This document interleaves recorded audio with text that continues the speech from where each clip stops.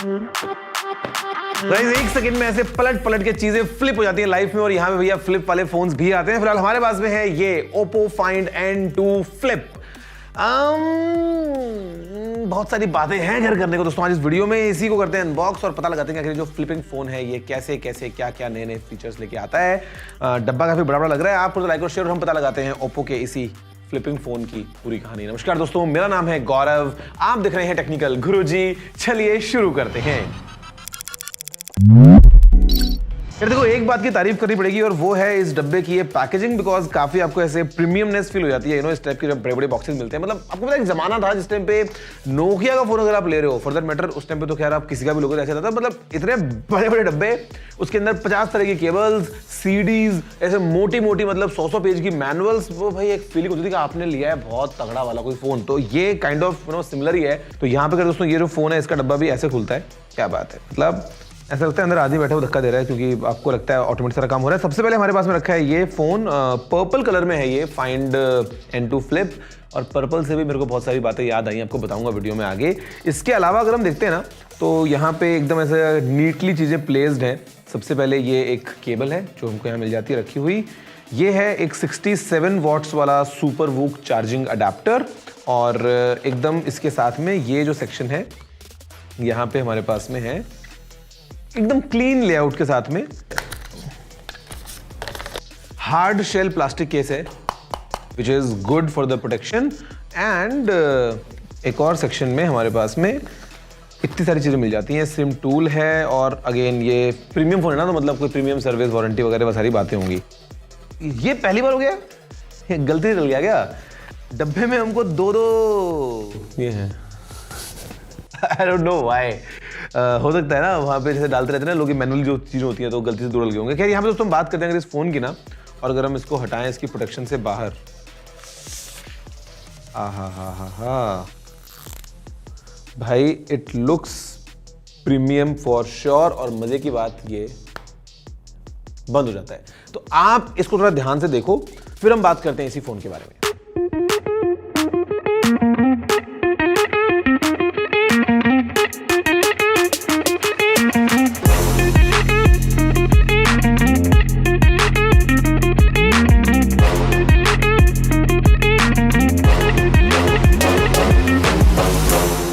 देखो, अगर आपको कोई बोले कि ऐसा पर्पल कलर का फोन है जो कि ऐसे फ्लिप हो जाता है, तो दिमाग में सबसे पहले सैमसंग का ही नाम आता है, ऑफ कोर्स, बिकॉज सैमसंग ने बोरा पर्पल वाला जो निकाला था अपना फ्लिप 4, उससे पहले फ्लिप 3 वगैरह, मतलब this design kind of you no represents Samsung का जो फ्लिप लाइनअप है। तो आई वाज बिट सरप्राइज्ड कि ओप्पो यार ये फ्लिप नाम क्यों यूज कर रहे हो, मतलब यू नो ये आई नो मतलब इस स्टाइल को समझ लो या व्हाटएवर, बट कुछ और भी हो सकता था, यू नो कुछ और unique to Oppo. But then again guys, यहाँ पे जो फोन है ये काफी यूनिक बन जाता है बिकॉज ऑफ दिस डिस्प्ले। मतलब ऐसा डिस्प्ले बाहर की तरफ जो इम्प्लीमेंटेशन है ये किसी और ने नहीं किया है, ये काम ओप्पो ने किया है, विच इज क्वाइट यूनिक। और अगर हम बात करते हैं इस फोन की भी, तो यहाँ पे डेफिनेटली काफी सारे यूनिक फीचर्स है, जहाँ पे यार देखो सबसे पहली बात तो ये कि आपको कोई गैप नहीं मिल रहा है इस हिंज में, मतलब, और हिंज जो है उसकी क्वालिटी मैं काफी अच्छी बोलूंगा, जहाँ पे you can hold it across like you know various angles, तो वो आप कर सकते हो एज अ ट्राइपॉड वगैरह जो है यूज करते हैं इसको अपन। तो ये चीज है काफी, एक आपको ऐसा प्रीमियम एक्सपीरियंस मिलता है फ्लैट एजेस के साथ में। जहाँ पे अगर हम बात कर लेंगे उसी ना बारे में, तो हमारे पास में साइड में ये पावर बटन है विद इंटीग्रेटेड फिंगरप्रिंट स्कैनर, उसके ऊपर ये वॉल्यूम रॉकर है, और ये भी काफी एकदम ऐसा आपको फ्लैट जो है वो डिजाइन मिलता है। ऊपर यहाँ पे हमारे पास में सेकेंडरी माइक वगैरह है, कुछ सेंसर्स वगैरह हैं। ये साइड है पूरी क्लीन है, और नीचे again you know as expected, मतलब think of it as like a normal phone, मतलब ये एक नॉर्मल फोन आप समझ लो। तो जैसा आपको लेआउट मिलता है बटन पोर्ट्स वगैरह का, वैसे आपको मिल जाता है। नीचे सिम स्लॉट, उसके अलावा ये माइक और यूएसबी पोर्ट स्पीकर वगैरह, और यहाँ ऑफ कोर्स स्टीरियो स्पीकर्स भी हैं, तो ये आपको ऐसा यू नो थोड़ा सा राइट लेफ्ट स्टाइल वाला ऐसा इमर्सिव एक्सपीरियंस दे देगा। फोन में पीछे अगर आप देखोगे ना, तो यहाँ पे नीचे ओप्पो ने क्लियरली जो है वो इस बार हैसलब्लेड की ब्रांडिंग को यहाँ पे लगा दिया है, तो ओप्पो हैसलब्लेड लिखा हुआ मिल जाता है बिकॉज ऑफ द पार्टनरशिप जो ओप्पो की है हैसलब्लेड के साथ में। और ऊपर यहाँ पे फिर ये दो कैमराज लगे हैं, विच इज 50 मेगापिक्सल्स का प्राइमरी कैमरा और 8 मेगापिक्सल्स का अल्ट्रा वाइड एंगल कैमरा। यहाँ पे आपको आई बिलीव ये कुछ सेंसर है जो यहाँ मिल जाता है फॉर दिस स्क्रीन में भी, जो इस स्क्रीन की ब्राइटनेस वगैरह देखेगा, और फिर एलईडी फ्लैश। आप जैसे देखोगे ऐसा, तो ये हिंज नीचे से रिवील होती है विच सेज ओप्पो, और यहाँ पे पैटर्न काफ़ी अच्छा लगता है, मतलब it looks like piece of jewellery. हमारे पास में ये जो स्क्रीन है ये है एक 3.26 इंचेस का डिस्प्ले। यहाँ से आप कुछ विजिट्स वगैरह लगा सकते हो, वेदर हो गया है, टाइमर वगैरह हो गया है, कुछ और जो है वो चीज़ें कर सकते हो आप। कैमरा वगैरह ऑफ कोर्स आप इसी को यूज़ करते हुए अपनी फोटोज ले पाएंगे रियर कैमरा से। ऑल्दो मज़ा आ जाता है अगर यहाँ पे आपको वो एक ऐसा प्रॉपर फुल होम स्क्रीन आ जाता, तो एक ऐसा मिनिएचर फोन की तरह आप इसको यहीं से यूज कर पाते तो बहुत मजा आ जाता। क्या पता फ्यूचर में हो जाए, यू नेवर नो। अंदर हमारे पास में ये आता है एक 6.8 इंचेस का foldable OLED screen with full HD plus resolution, जो कि 120 हर्ट्ज की रिफ्रेश रेट को सपोर्ट करता है। ये जो सेल्फी कैमरा लगा है ऊपर, ये है 32 मेगापिक्सल्स का। और अगर हम बात करते हैं इंटरनल्स की, तो Dimensity 9000 प्लस को यूज किया है, which is flagship chip 4 nanometre के ऊपर बनी है। 8 या फिर 16 GB, मतलब आपको ऑल अक्रॉस अलग अलग ऑप्शन मिल जाएंगे। रैम पॉइंट ऑफ व्यू से स्टोरेज जाती है 512 GB तक। फिलहाल जैसे हमारे पास जो है वो है 8 GB रैम और 50 GB स्टोरेज वाला ये वेरिएंट।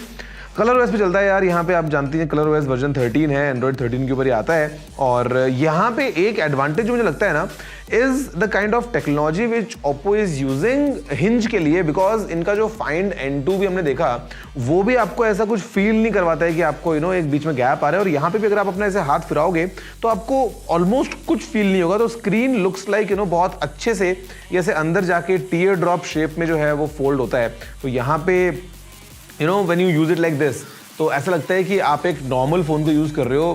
पूरा फोल्डिंग वाला सीन आपको ऐसा लगेगा ही नहीं कि भैया बीच में लाइन आ रही है, हाथ में फील हो रहा है वगैरह वगैरह। बिकॉज जो ये फॉर्म फैक्टर के फोन्स होते हैं ना, उसमें आपका हाथ ज्यादा बीच में जाता है ना वाइल स्वाइपिंग एंड स्टफ। जो बड़े वाले होते हैं आपके फोल्डिंग फोन, उसमें आप अक्सर हो सकता है क्रीज को इतना जो है अपने हाथ से फील ना करो, लेकिन यहाँ पे वो जो होती है। बट यहाँ पे ओप्पो ने काफी चीज ध्यान रखा है, और फोन जो है वो डेफिनेटली फ्लैगशिप फीचर्स तो हैं ही, और काफी सारे इंटरेस्टिंग ऑप्शंस लेके आते हैं इन टर्म्स ऑफ जो आप कैमरा को यूज करते हो, तो you can use this. Mostly colour और साइज को देखते हुए जो ये फ्लिप फोन्स होते हैं ना, ये अक्सर आर टारगेटेड टुवर्ड्स वुमेन, क्योंकि of the smaller compact size. कई बार आपको ज्यादा बल्की फोन्स कैरी नहीं करने होते हैं, अगर आप अपनी पॉकेट में फोन को रखें या अपने आप छोटे किसी बैग में रखें, तो I think this makes more sense. और जब इसको खोल लोगे तो लाइक अ नॉर्मल फोन, तो it's more of a fashion से रिलेटेड ये जो आपका पूरा फॉर्म फैक्टर आता है। और रियर स्क्रीन को यूज करते हुए आप थोड़ा सा और एक्स्ट्रा फंक्शनैलिटी को एनहांस कर लेते हो। अगर आप फोटो वगैरह खींच रहे हो तो आपको पीछे प्रीव्यू वगैरह भी आ जाता है, तो जिसकी फोटो ले रहे हो उसको मालूम चल जाएगा। और अगर हम बात करें खैर यहाँ पे और बाकी इंटरनल्स की, तो बैटरी 4300 mAh की है। जिनको नहीं पता 4300 क्या होता है, वो होता है 4300, और ये 44 वॉट्स की चार्जिंग को सपोर्ट करती है।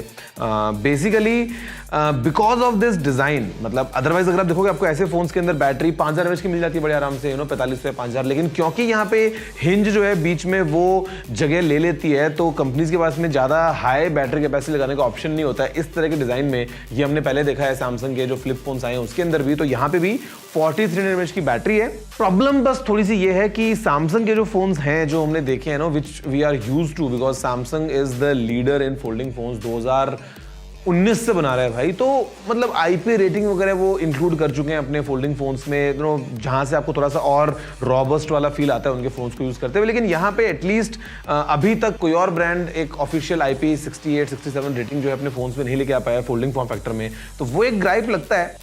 वैसे ये फोन जो है ये ग्लोबली लॉन्च करने वाला है ओप्पो, और हो सकता है इंडिया में भी आ जाए। इंडिया में आएगा तो क्योंकि सैमसंग का मिलता है 85 के अंदर, कभी कभी थोड़ा कम ही मिल जाता है, तो उससे ऊपर जाएगा तो कोई सेंस नहीं है, बिकॉज फिर लोग सैमसंग ही लेंगे, अनलेस दे वांट ये वाला जो बड़ा स्क्रीन है यहाँ पे।